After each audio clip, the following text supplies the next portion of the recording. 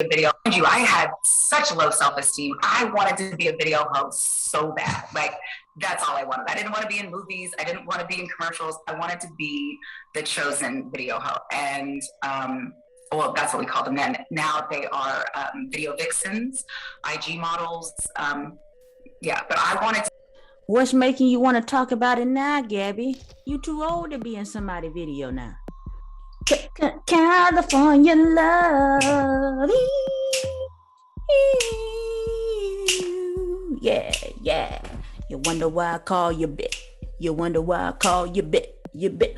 Oh, y'all, welcome back to the channel. Y'all know something? Y'all know what her and Jada got in common? Tupac. See, I ain't realized it.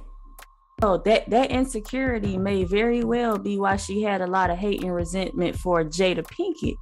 You know, y'all seen the Red Table Talk when they hashed it out and she spoke her truth about it. But the funny thing about this is, y'all know Jada's love for Tupac. And now you got Gabrielle talking about how she wanted to be in the video. Now, I don't think she spoke that whole truth about her only wanting to be in his videos because of insecurity. She wanted to be in that man video to show off, to throw it in Jada Pinkett's face. That's what I think. She ain't telling the whole truth. See, she already hashed it out on the Red Table Talk. But see, if she go back and say that now, then it's kind of going to look like she's still kind of feeling some type of way. But that's why she wanted to be in that man video, because she wanted to be like, yeah, Jada, I got him now. Now, y'all remember when she was talking about her bucket list and all the things that she wanted to do back in 2006, and that video resurfaced, and then she clapped back and said she don't give a F about what they saying. She said that everything she does and every decision that she makes, I lead with my truth and I make sure that my intention matches what the hell I am doing, she says. I don't give a F because giving all the F's has gotten me nowhere. My world has opened up. I'm almost 50 and now I'm getting more opportunities in Hollywood than I ever did at 25 years old, sitting on a global hit. And I chalk it up coming into every space as my fullest self. She is telling everybody. So she's saying she is just being her full authentic self. She don't give a F what nobody's saying. She made it and she got her money. But now you see her out here. She is talking about how she wanted to be a video vixen. And she wanted to be a part of Tupac's video. She said she wanted to be one of those people that she wanted to be one of those whores and all these other things that she was naming. She said this, I didn't say it. The way she expressed it, that was really kind of what made it so cringe for everybody, because you know she's married and she's like 49 years old, I think. So the way she was expressing herself and the intensity behind how she said she wanted to be this video vixen is kind of what put everybody in a cringe. And, you know, of course, last time when she was talking about her bucket list, you know, a lot of the men didn't like that. And a lot of people had a lot to say about it. But now the women are mad at her because she said that when she wanted to be these sluts and things in the videos, that she was insecure at the time. And because she was insecure, that's the reason why she wanted to be in those videos, so she can feel like she was somebody, so she can feel desired, because she wanted the men to want her. She wanted them to desire her and lust after her, like she wanted to get that intensity. It's nothing wrong with talking about your truth and talking about your experience. It's just sometimes the way she's saying it. Sometimes she put her foot in her own mouth, and she's been having a lot of interviews lately. A lot of interviews talking about a lot of different things, opening up a bit too much about it. Like I said, there's nothing wrong with talking about it. First, all the men was mad, but now all the women are mad. They mad because some of them are in those professions, and they're thinking that she's talking about them as usual, but she's not talking about them. She's talking about her experience and why she wanted to do it. I can't read this. You see one of them saying, you ain't never been above C-list. This because people see that you ain't still an insecure mean girl. I don't know what this saying, but I'm thinking she's saying you never been below C-list. And it's because you still an insecure mean girl. Because she said she was a mean girl at the Red Table Talk. Then right here it says, oh, and you not that great of an actress. But I will end with a positive, you look nice for your age. Wait a minute. Aren't you the very one that said you degraded women in hopes to bring them down so you could get the acting roles? And someone at a party called you out on it and told you to stop being childish and trying to bring your sisters down.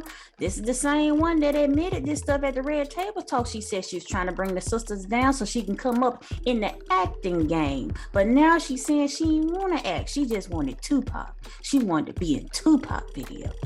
She said that she thought she had to be this type of woman, and that was her desire to do that because she was insecure about her. Back in the day, all the women wanted Tupac. They did. They wanted Tupac. That wasn't just your man, Jada. That was everybody, man. He said it himself, I get around. But all these confessions are unnecessary. Y'all remember Lisa Ray character Diamond on Players Club? She was stripping her way through school. And that's how we looked at it back in the day. We had to have an excuse to do these type of things in order for it to be accepted. That's how it was. It ain't like that now.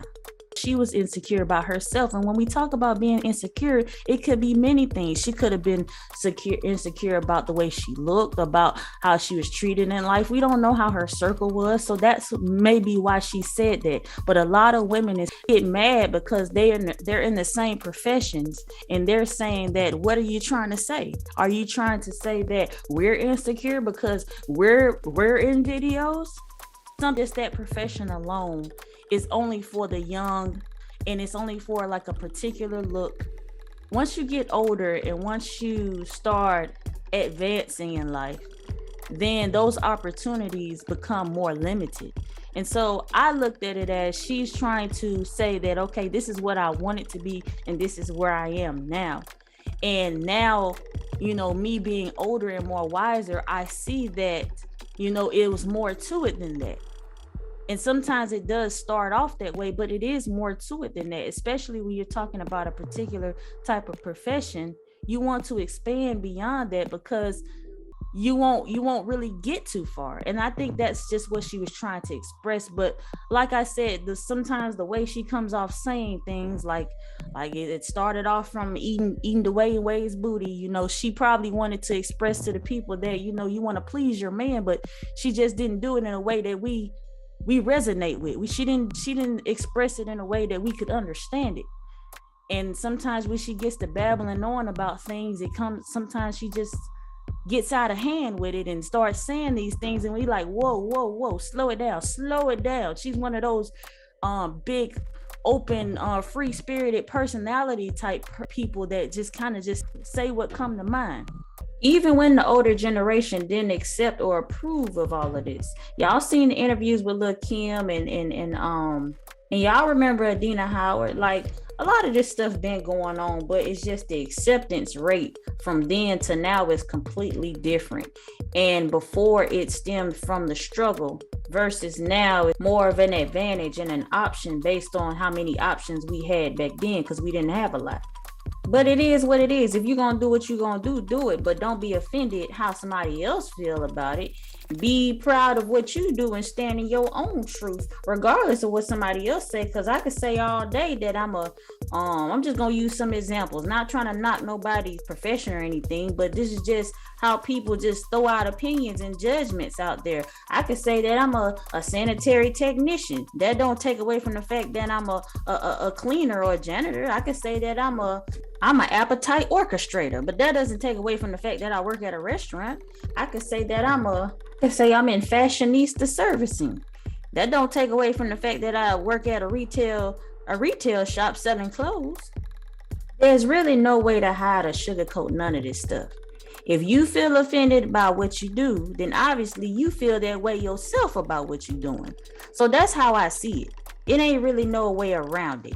It's either shame or no shame in the game. And the funny thing about this whole, her addressing this whole thing is that I remember a lot of women used to be feeling a certain type of way or be pretty upset and feeling unprotected by men putting women in videos a certain type of way, expressing them as B and H's, all kind of words, and portraying them in a certain type of way, and they wanted to change that type of stuff. a lot of this stuff don't resonate with people that's older than me, because we didn't live in a time where that stuff was being celebrated or liberated or, being looked at as a good thing. We liked it. We liked it, our Lil Kims and our Foxy Browns, and we liked it, all of their creativity, their lyrics.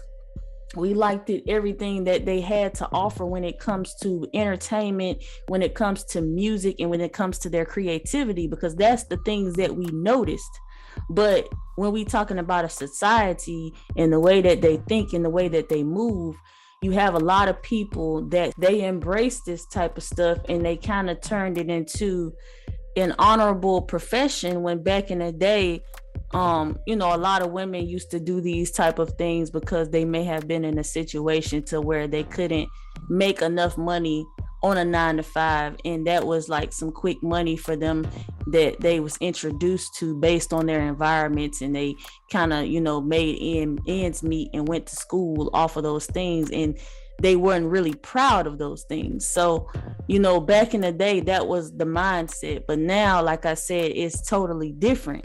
And so, yeah, a lot of women were looked at as either insecure or from broken homes, or from a place of poverty where they don't have a lot of money, and they were in messed up situations, and they found themselves either being these type of video girls or strippers, or any type of profession that is related to that. Not trying to down anybody, but that's just the truth. That's just what it is. Or prostitution even.